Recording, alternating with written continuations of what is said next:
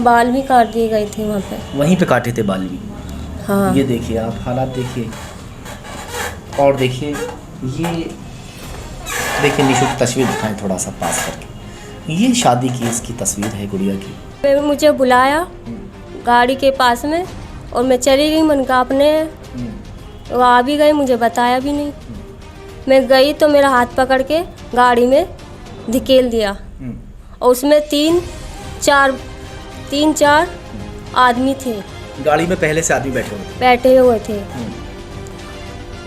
उन्हें पहले देखती तो मैं जाती नहीं, अपनों को देख लिया तो मैं चली गई।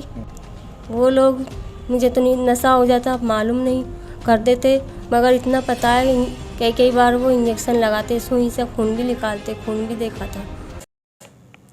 आज हम आपको एक ऐसी सच्ची घटना के बारे में बताने जा रहे हैं जिसे सुनने के बाद आपका कलेजा दहल जाएगा, और पूरी कहानी सुनने के बाद में शायद आपकी आंखों में आंसू भी आ जाएंगे। एक बेटी को सिर्फ दहेज न मिलने के कारण उसे 3 साल तक टॉर्चर किया गया, और टॉर्चर भी किस तरह से किया गया, अगर उसकी पूरी दास्तान आप सुनेंगे तो आप सुनकर हैरान रह जाएंगे। एक बेटी हमारे साथ यहाँ मौजूद है। आप सबसे पहले तो इसके हाल देखिए कि किस हालात में आज ये है, और जिस वक्त 3.5 साल पहले जब इसकी शादी हुई थी उस दौरान की तस्वीर भी हम आपको दिखाएंगे कि उस वक्त इसकी कैसी हालत थी, ये कितनी सुंदर कभी हुआ करती थी। मगर आज के हालात इसके देखिए कि किस तरह से नशे के इंजेक्शन दे के भूखी रख के इसको इस तरह इस हाल में कर दिया गया। पति ने इसका जिस तरीके से कहना है, और हम बात भी करेंगे, अभी पूरी जानकारी पहले मैं आपको दे देता हूँ क्योंकि याददाश्त जो है लगभग बिटिया की 50% है। अभी माँ भी उनकी यहाँ पे मौजूद है, उनसे भी हम बात कराएंगे, भाई भी मौजूद है, उनसे भी बात कराएंगे। जिस तरह से इनका कहना है कि 2018 में इनकी शादी होती है, फरवरी का महीना था। कुछ दिन तक सब कुछ ठीक रहा, महीने 2 महीने, मगर जो भरतपाल है, जो सिकंदराबाद के पास के एक गांव का रहने वाला है, वो इन्हें दहेज के नाम पर टॉर्चर करना शुरू कर देता है। दहेज मांगता है कि मुझे गाड़ी चाहिए थी और आप लोगों ने मुझे गाड़ी नहीं दी, जिसकी वजह से इसको छोड़ने की बार बार वो धमकी भी देता है। रक्षाबंधन पर ये अपने घर आती है भाइयों को राखी बांधने के लिए। निशु नाम है बिटिया का। ये बिटिया अपने जब घर आई तो इसने कभी सोचा भी नहीं था कि मेरे साथ इस तरह की घटना होने वाली है। बेटा हम आपसे भी पूछेंगे, निशु क्या हुआ था, पूरी दास्तान आप हमें बताइए। जब मैं रक्षाबंधन पर अपने घर आई तो मैं तो हर साल आती हूँ अपने पीर बाबा पे चिरागी चढ़ाने। जुमरात का दिन था, 29 तारीख थी। तो भरत बातें करता था, फ़ोन पे बात होती रहती थी। फ़ोन पे बातें होती रहती थी। हर साल आती थी मैं, तो अब की साल भी आई चादर चढ़ाने। तो मुझे नहीं मालूम था पीर बाबा पे जो काले आम पर, बुलंदशहर में काले आम पर पीर बाबा हैं, वो जब कुंवारी थी तब भी यहाँ पे चादर चढ़ाने आती रहती थी। हर साल ये लोग रक्षाबंधन पर चादर चढ़ाने के लिए पीर बाबा पर आते थे। अब उसी तरह से जब इसकी शादी हो गई तो शादी होने के बाद भी रक्षाबंधन पर घर आती है, और फिर घर से पीर बाबा के जो है पास आती है चादर चढ़ाने के लिए।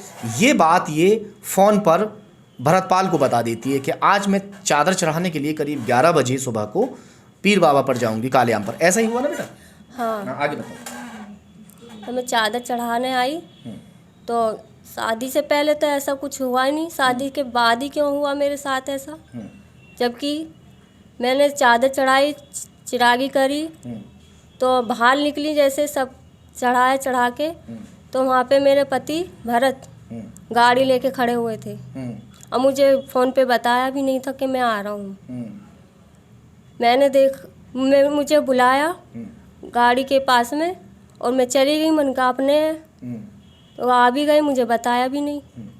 मैं गई तो मेरा हाथ पकड़ के गाड़ी में धकेल दिया और उसमें तीन चार आदमी थे। गाड़ी में पहले से आदमी बैठे हुए थे। उन्हें पहले देखती तो मैं जाती नहीं, अपनों को देख लिया तो मैं चली गई। तो मुझे डाला हाथ पकड़ के और आंखें बीच मुंह भींचा और रुमाल से ढक दिया और मुझे पीटना शुरू कर दिया गाड़ी में। और जो मैंने गहने पहने हुए थे वो उतार लिए मेरे और सब, और इंजेक्शन लगा दिया नशे का। उसके बाद में मुझे मालूम नहीं कहाँ गए कहाँ नहीं, मेरी आंखें खुली तब मुझे होश आया। ऐसा टाइम था 8-9 बजे रात के। तो रात हो रही थी और वहाँ पे पागल ही पागल नज़र आ रहे थे हॉल में। पागल पागल कुछ ऐसे थे कि वो भी नशे में पड़े हुए थे और देखने में पागल खाना नहीं था, वो हॉस्पिटल था। वहाँ पे इलाज भी होता था मरीजों का। मरीज मतलब ठीक अच्छे भले लोग भी वहाँ आते थे, मरीज जो होते थे। हाँ। किस चीज़ का इलाज, जैसे कि बुखार उखार हो जाता है ऐसा? हाँ, बुखार का, जैसे कि सभी मर्ज होते हैं हाँ, और सभी का, मरीज भी थे, मतलब पागल भी थे वहाँ पे। ऐसा फिर तुमने वहाँ अपने आप को देखा जब पागल खाने में, तो तुमने किसी से कहा नहीं कि भाई मैं पागल नहीं हूँ, मुझे क्यों यहाँ पे लाया गया? मैंने बहुत पूछा उनकी मैं कहाँ हूँ। तो खाना देने आती थी कोई मैडम, तो पता नहीं चुप खाना खाओ, ऐसे डांट के चली जाती थी। उसके बाद में फिर इंजेक्शन, थोड़ा बहुत खाना खाया, सो गए, फिर इंजेक्शन लगाया। उसके बाद नशा हुआ, फिर उसके बाद पता नहीं क्या करते थे क्या नहीं। 3 साल ऐसे ही ऐसे बीतते गए। 3 साल हो चुके थे। वहाँ खाना देने के लिए जो आती थी, जिनसे आप पूछते थे कि भाई मैं कहाँ हूँ, तो वो लोग कभी इस तरह की कोई बात नहीं बताते थे? नहीं, कुछ नहीं बताया उन्होंने, बोलती भी नहीं थी वो। जगह का मालूम है तुम्हें? वो जगह कहाँ थी, कुछ पता पड़ा किसी तरीके से, कोई पहचान ऐसी? बस से तो कुछ शहर सा नज़र आ रहा था, मगर कोई किसी ने बताया नहीं मुझे। निशु की पूरी तरीके से अभी याददाश्त वापस नहीं आ पाई है। ये हम जिस तरीके से आपको बताया अभी थोड़ी देर पहले कि तकरीबन 50% ही इसकी याददाश्त वापस आई है, जिसको लेकर जो है गुड़िया हमें बता भी रही है कि जो इसके साथ वहाँ पर हुआ वो बताया कि इसको इंजेक्शन डेली लगा दिया जाता था वहाँ पर, जिसकी वजह से जो है आज निशु की इस तरह की हालत हो गई है। जो इसके ससुराल वाले हैं दहेज लोभी थे, दहेज नहीं मिल पाया, इसको टॉर्चर किया गया, उसके बाद इसको पागल खाने में दाखिल कर दिया। रिपोर्ट दर्ज कराते हैं, अखबारों में निकलवा देते हैं कि बहू हमारी गायब हो चुकी है, और साथ में इनके जो मायके वाले हैं निशु के, उनके साथ ढूंढवाते भी हैं।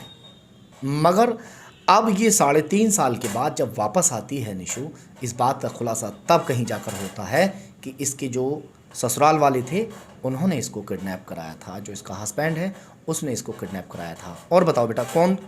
तो ये जब आपको लेकर गए थे गाड़ी में, जब आपको डाल लिया यहाँ से, ये थोड़ा सा आप हमें बता दीजिए, क्या उस वक्त जो है नशा हाँ क्या किया था? इंजेक्शन दिया था? जाते ही उसमें इंजेक्शन दिया था? हाँ, एक गाड़ी में लगाया और जाते ही कुछ होश आने पर उसने जाते ही इंजेक्शन लगाए। मतलब एक आदमी आया था और एक लड़की। अच्छा, खाने में क्या देते थे लोग पागल खाने में? खाने में रोटी और बहुत पानी सी सब्जी रहती थी और सूखे चावल रहते थे। यानी जगह का भी कोई पता नहीं है? कोई जगह नहीं, सी है? जगह नहीं पता। तो और भी कोई टॉर्चर करते थे किसी तरह से वो लोग मुझे तो नहीं, नशा हो जाता मालूम नहीं, कर देते। मगर इतना पता है कई बार वो इंजेक्शन लगाते, सुई से खून भी निकालते, खून भी देखा था। अच्छा जी, बाल वगैरह आपके वहीं पे काटे थे? कहाँ दिखाओ थोड़ा। बाल भी काट दिए गए थे वहाँ पे। वहीं पे काटे थे बाल भी? हाँ। ये देखिए आप हालात देखिए, और देखिए ये देखिए निशु की तस्वीर दिखाएं थोड़ा सा पास करके। ये शादी की इसकी तस्वीर है गुड़िया की। जब इसकी शादी हुई निशु की तो इस तरह से ये इतनी सुंदर थी, और आज के हालात देखिए। जालिमों ने इस तरह के जुल्म इस पर ढाए कि आज ये खुद को भी पहचानने से इनकार कर देती है कि मैं आज ऐसी हूँ, क्योंकि इसने शीशा जो देखा वो 3.5 साल के बाद देखा। जब इसने खुद को अपने घर पहुँचने के बाद देखा तो ये पहचान नहीं पाई। नाखून किसने काटे? कितने बड़े नाखून हो गए थे? नाखून इतने बड़े बड़े थे, बहुत ही बड़े, बहुत बड़े बड़े नाखून हो गए। 1 इंच की। तो उसके जब आप घर पहुँचे, घर कैसे पहुँचे आप? किस तरह से वहाँ से छूटे? घर पागल खाने से कैसे छूटे? पागल खाने से, हॉस्पिटल से, उससे कि छापा पड़ा। छापा पड़ने पर सब लोग छूटे वहाँ से। जो पुलिस का छापा पड़ा था जो वहाँ? होश में थे वो खुद ही उठ गए, गाड़ी में चले गए। जो होश में नहीं थे वो उन्हों को उठा के पुलिस की गाड़ी ने, पुलिस वालों ने अपनी गाड़ी में भरा। छापा पड़ने पर सब लोग वहाँ पे हॉस्पिटल खाली हो रहा था, जहाँ अपने अपने मरीज ले जा रहे थे, और ले जाने पर उनको और कहीं पहुँचाया जा रहा था। और उन जो पागल थे उनसे एड्रेस पूछ के उनको सड़क पे, रोड पे छोड़ा, और उनको पैसे भी दिए जो पागल थे वो। अच्छा, उन्हें भी ऐसे ही छोड़ दिया गया? उनसे ये पुलिस ने जो छापा मारा था, जो वहाँ पर जैसे पागल थे, वो खुद भाग छूटे थे वहाँ से, या पुलिस ने ऐसी जिम्मेदारी नहीं निभाई उन्हें घर पहुँचाते? पुलिस ने ऐसी जिम्मेदारी नहीं निभाई, मगर एड्रेस पूछा था। एड्रेस पूछ के और नाम पूछ के और कुछ पैसे दे के अपने अपने घर चली जाइए। जो होश में थे उन्होंने अपना नाम एड्रेस बताया। कितना टाइम लगा होगा तुम्हें पागल खाने से और बुलंदशहर आने में? मुझे 8-10 दिन तो लग ही गए थे। वहाँ से आते आते दूर से आने, बुलंदशहर की बस भी नहीं मिली थी। सहारनपुर की आसपास मेरठ आके मैंने पूछा बुलंदशहर की बस कहाँ से मिलेगी भाई, तो नहीं मिल रही थी। मैं पैदल आ गई सहारनपुर से आगे से, और मेरठ में आकर मैंने पूछा बुलंदशहर की बस मिल सकती है भैया, तो नहीं मिली। फिर हापुड़ से बताया मैंने, हापुड़ से बुलंदशहर की बस पकड़ी अपने घर के लिए। फिर बुलंदशहर तुम आ गई? मैं बुलंदशहर आई। फिर घर पहुंचे तो मम्मी पापा सब घर पे मिले होंगे, क्या कैसा रिएक्ट था, कैसे क्या कह? घर में नहीं पहुंच पाई, नशे की हालत में। मेरा सिर चकरा रहा था। हमारी जानने वाली मिल गई थी रास्ते में, उनके घर बैठ गई थी मैं। अच्छा। हमारा दूध जाता था, कई घर थे, उनके घर पे पहुंच गई थी। अच्छा, फिर उन्होंने बैठाया, उन्होंने पानी वानी दिया, ये तो नहीं हुआ, मिल गई है, जाओ उनके घर खबर पहुंचाओ। तो मेरे घर वाले तब आए थे। अच्छा, फिर मम्मी आई पहले? हाँ, पहले मम्मी आई थी, पहले भाई आया था छोटा वाला, फिर मम्मी आई थी। क्या कहा उन्होंने? फिर बड़ा भाई आया था। क्या कहा? खुश हो गए तुम्हें देख के या कैसे? मेरी हालत देख के तो रो रहे थे। मुझे देख के मैं अपने परिवार को देख के रो रही थी। बहुत जुल्म ढाए तुम्हारे ऊपर, है ना? हाँ।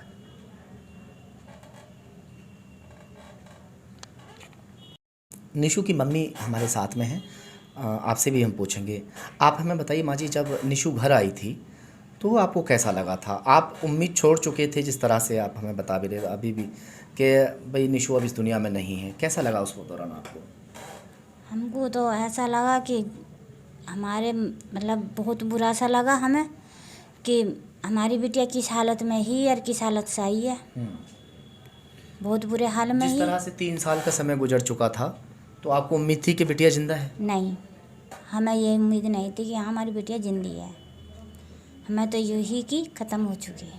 इसको ढूंढने की कोशिश की थी आपने? हमने 2 साल ढूंढी, नहीं मिल पाई हमें कहीं भी। तो आपने जाना जिस तरह से बिटिया के साथ जुल्म ढाए गए और 3 साल तक इसको टॉर्चर किया गया, पागल खाने में ले आकर इसको भर्ती करा दिया गया पागल बना के, और वहाँ ये 3 साल तक जो है नशे की हालत में रही, क्योंकि नशे इसके दे दिया जाता था। अब ये अपने परिवार से फ़िलहाल गुड़िया मिल चुकी है, और आज बुलंदशहर एसएसपी से जाकर अपनी जो है जिस तरह से इनके ऊपर ये अत्याचार हुआ है उसकी तहरीर दी है और जांच की मांग भी की है। निशु, एक जानकारी और दो हमें।